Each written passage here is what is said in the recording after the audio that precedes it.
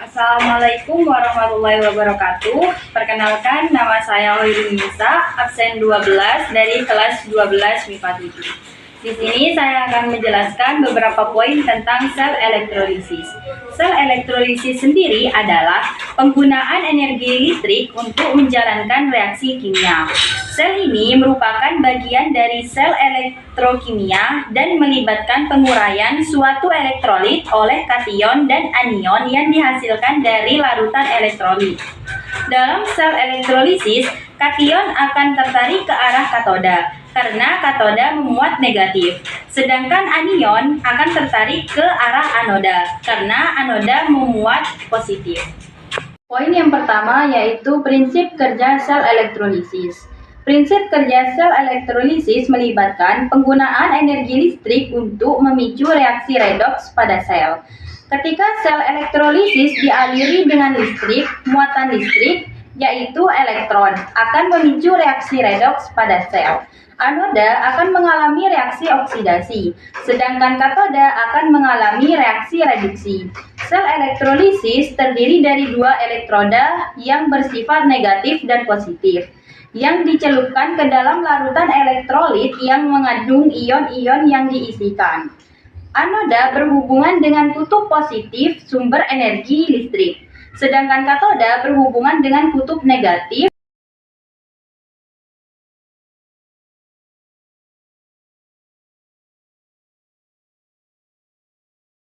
Prinsip kerja sel elektrolisis adalah menghubungkan kutub negatif dari sumber arus listrik ke katoda dan kutub positif ke anoda. Kutub negatif dari sumber listrik akan mendorong elektron mengalir ke katoda, sehingga katoda menghasilkan negatif. Sedangkan kutub positif dari sumber listrik akan menarik elektron dari anoda, sehingga anoda menghasilkan positif. Sel elektrolisis juga dapat menghasilkan reaksi redoks untuk menghasilkan gas klorin dan pengendapan tembaga, yang dapat dihitung dengan hukum Faraday. Poin yang kedua yaitu rangkaian sel elektrolisis. Sel elektrolisis tersusun dari sumber listrik yang menyuplai arus searah, DC. Anoda, tempat terjadinya reaksi oksidasi. Katoda, tempat terjadinya reduksi. Dan elektrolit, zat yang dapat menghantarkan listrik. Pada slide PPT ini terlihat rangkaian sel elektrolisis lelehan NaCl. Sel elektrolisis tidak memerlukan jembatan garam seperti halnya sel Volta. Elektroda yang digunakan dapat berupa elektroda inert seperti platina atau grafit yang tidak teroksidasi ataupun tereduksi dalam sel. Rangkaian sel elektrolisis hampir menyerupai sel Volta. Namun, yang membedakan keduanya adalah pada sel elektrolisis, anoda dihubungkan dengan kutub positif sumber energi listrik, sedangkan katoda dihubungkan dengan kutub negatif. Oleh karena itu, pada sel elektrolisis di anoda akan terjadi reaksi oksidasi dan di katoda akan terjadi reaksi reduksi. Poin yang ketiga yaitu reaksi tidak spontan. Reaksi tidak spontan adalah reaksi yang tidak dapat mereduksi unsur-unsur di sebelah kanannya dan potensial sel yang dihasilkannya bertanda negatif. Berdasarkan informasi yang ditemukan, reaksi tidak spontan umumnya tidak berlangsung spontan karena potensial sel yang dihasilkan negatif. Sebagai contoh, reaksi berikut tidak spontan. Fe2+ ditambah 2 elektron maka menjadi Fe solid. E0 sama dengan min 0,44 volt. Meskipun potensial sel Fe di atas positif, reaksi tidak spontan karena potensial sel yang dihasilkan negatif. Untuk menentukan reaksi yang berlangsung spontan atau tidak spontan, Anda dapat menggunakan deret besarnya E0 tanpa menghitung perkiraannya. Jika reaksi berlangsung spontan, maka E0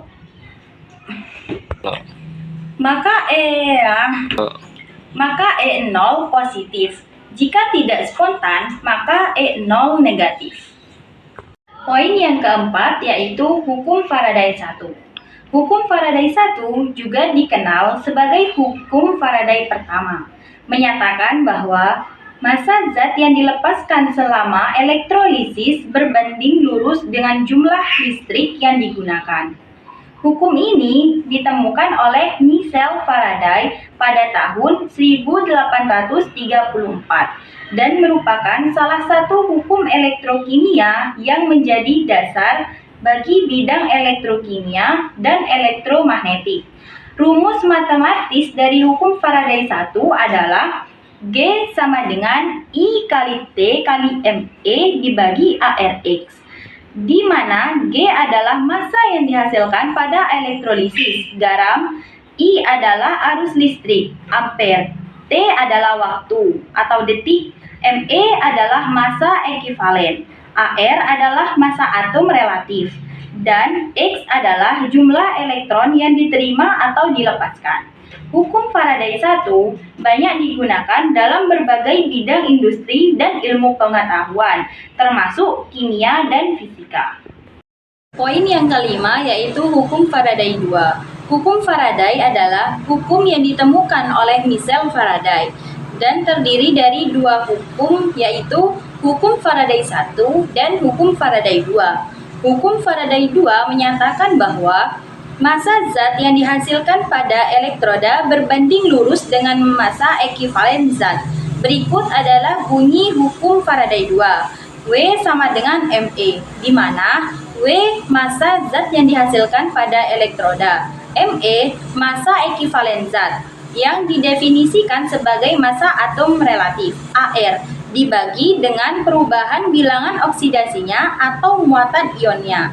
Sebagai contoh, jika kita memiliki elektroda CuSO4 dan mengalihkan 5 garam endapan Cu, kita dapat menghitung massa Ag mengendap pada elektroda dengan menggunakan rumus di slide PPT.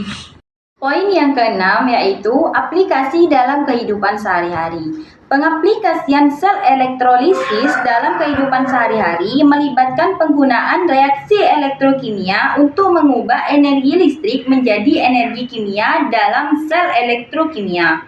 Beberapa aplikasi sel elektrolisis dalam kehidupan sehari-hari meliputi 1. Pembuatan gas.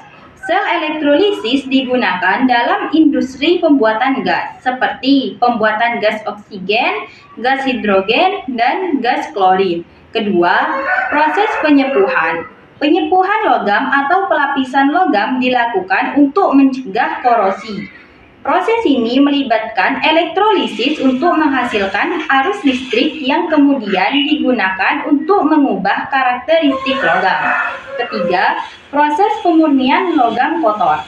Banyak penggunaan sel elektrolisis dalam pertambangan untuk memurnikan logam kotor, seperti emas, perak, atau nikel. Proses ini melibatkan penempatannya logam kotor sebagai anoda dan logam murni sebagai katoda. Setelah materi yang sudah saya sampaikan, sekarang kita akan beranjak ke pembahasan soal. Pada soal pertama yaitu larutan NaCl dengan elektroda karbon. Nah, karbon ini inert ya. Nanti kita ionkan dulu ya. NaCl itu akan menjadi Na+ plus Cl-. Nah, di katoda karena dia di sini inert. Udah ingat tadi kan Na itu tergolong logam aktif kation. Logam aktif jadi air yang mengalami reduksi. Reduksinya seperti ini. K sama dengan 2H2O ditambah 2 elektron menghasilkan H2 ditambah 2OH-. Jadi bukan Na-nya, bukan yang Na plusnya yang mengalami reduksi, justru air. Bagaimana dengan di anoda? Karena ini anodanya sudah inert, jadi ini aja langsung ya. Dan ini bukan sisa asam oksi. Jadi langsung aja Cl- menjadi Cl2 ditambah 2 elektron. Sama-sama dikali 1 karena sama-sama 2 elektron.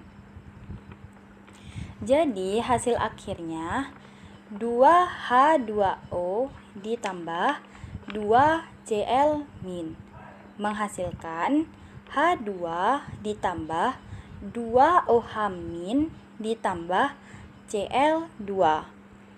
Simpelnya, larutan NaCl dengan elektroda yang inert. Soal yang kedua, larutan Ki dengan elektroda Pt. Ki ionkan menjadi K+ ditambah I-. Di katoda udah bisa ditebak karena ini adalah logam aktif ion.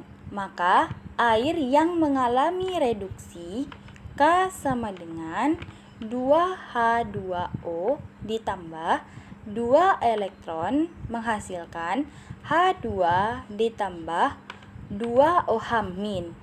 Nah, di anoda bagaimana ya? Karena ini bukan sisa asam oksi ya.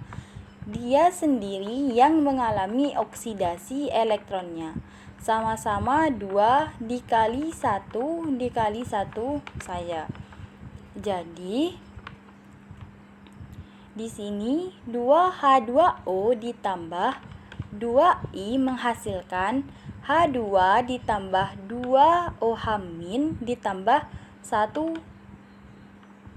ditambah I2. Begitulah reaksinya. Selanjutnya, larutan CuSO4 dengan elektroda Cu. Cu di sini dibagi 2, ada katoda Cu dan anoda Cu. Akan menghasilkan CuSO4 menjadi Cu2+ ditambah SO4 2-. Nah, di katoda dengan ini Cu, ingat tadi di katoda hanya bergantung pada jenis kation ya, enggak bergantung pada jenis katodanya.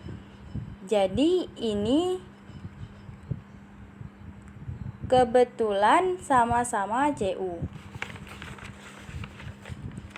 Jadi di sini katodanya, maksud saya kationnya langsung mengalami reduksi ya.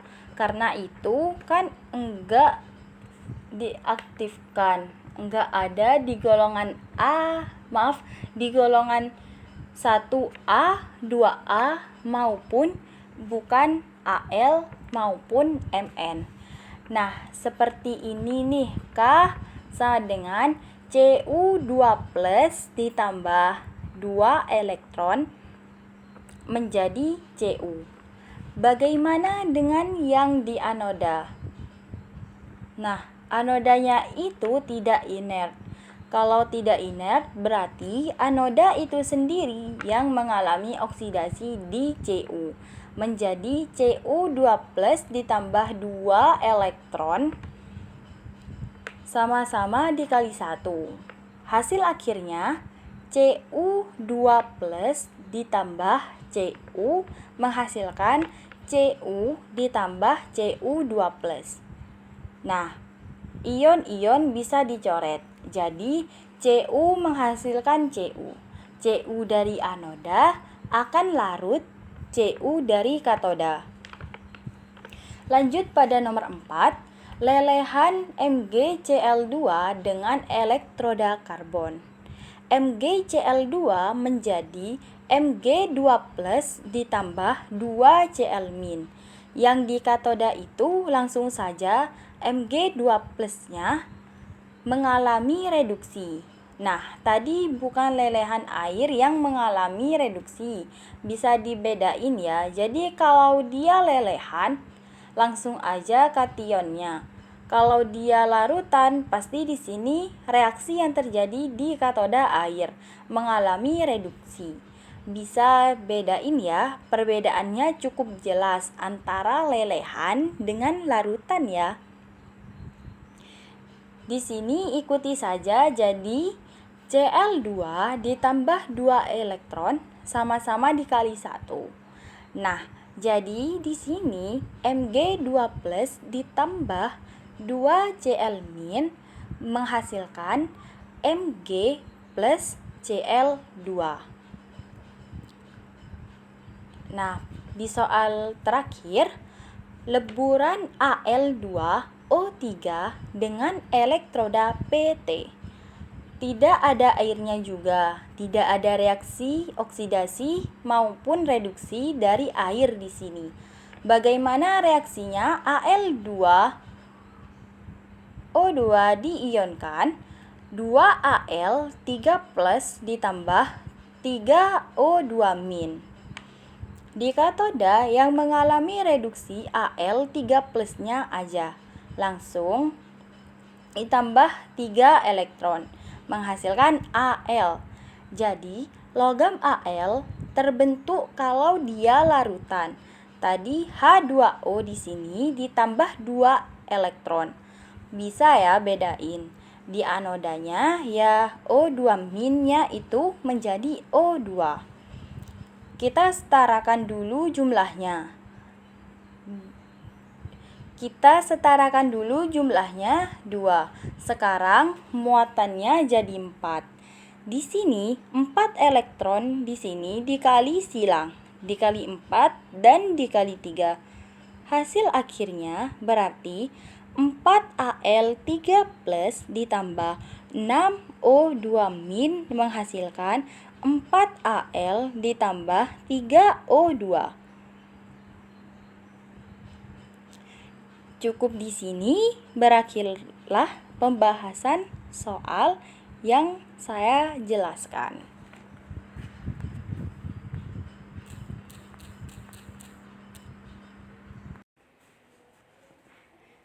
Karena di dalam video ini waktunya kurang dari waktu yang telah ditentukan, maka di sini saya akan menambahkan 2 soal tambahan.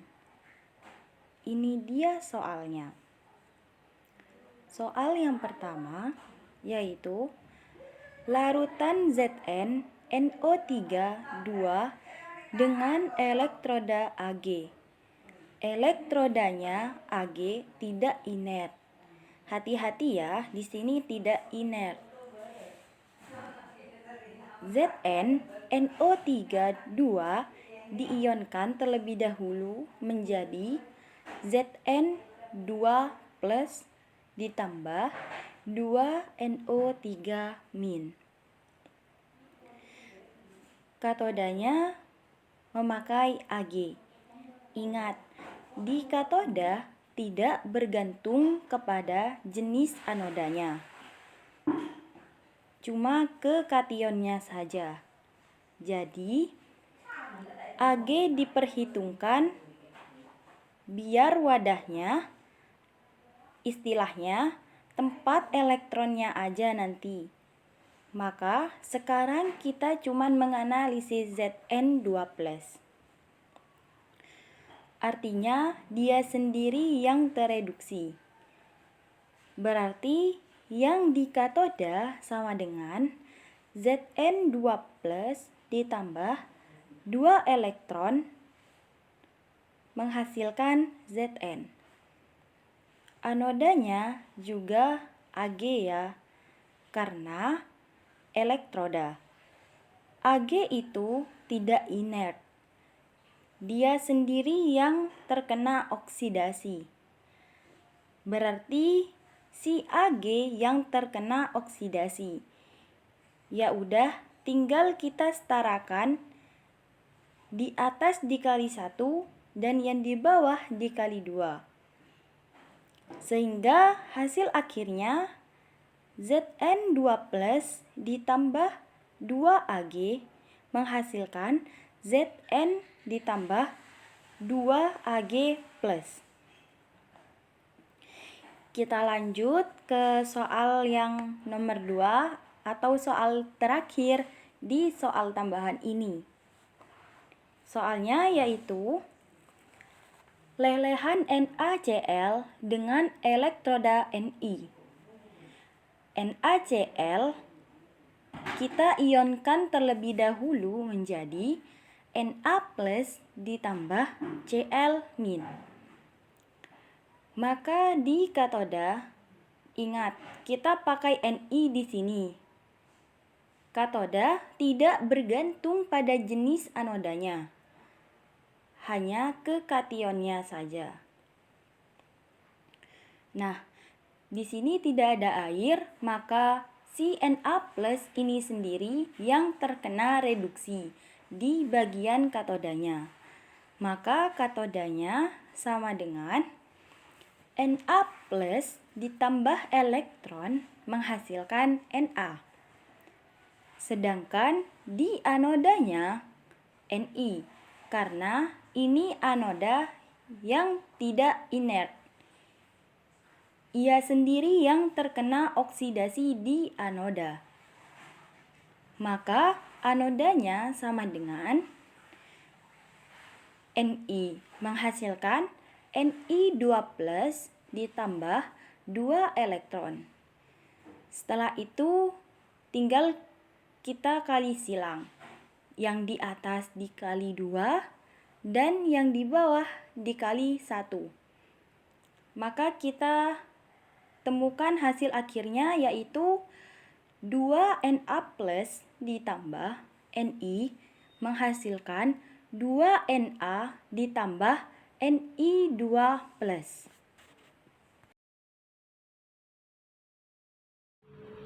Sekian materi yang sudah saya sampaikan.